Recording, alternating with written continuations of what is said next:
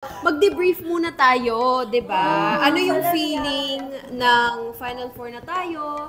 And it's been a long journey.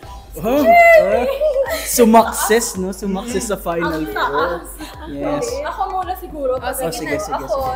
sobrang hindi ko talaga kaya kapag ako, parang Rupa May na yun. Ako, hindi ko talaga kaya na nababawasan tayo. So, kanina naiiyak na naman ako, nawalan tayo ng isang pair again. Pero I'm so happy na kasama tayo sa Final Four. So, need natin galingan pa. Habang lumalapit na tayo sa finals, parang umiibang atmosphere, parang ano, mas nakaka-pressure na siya ngayon.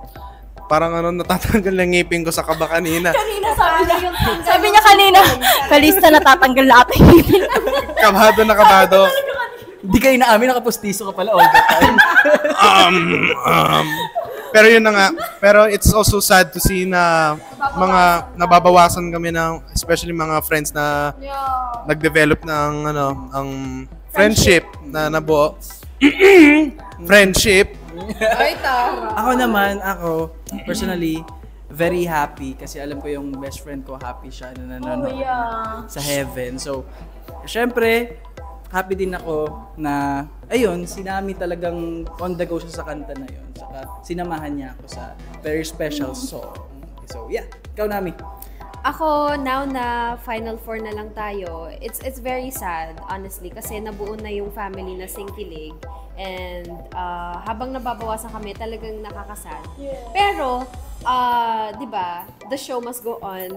Yes, The show must go. Exactly. And we can do it, guys. Di ba? No matter what happens, Singkilig is Singkilig. And we're a family. Anyways, guys. Don't forget to support us, guys. Yes. We're Nata. We're Jimmy. Support Nata, support Jimmy. Yes. Support all of us. We love you all. Bye, mga Thank you, KOS. God bless everybody.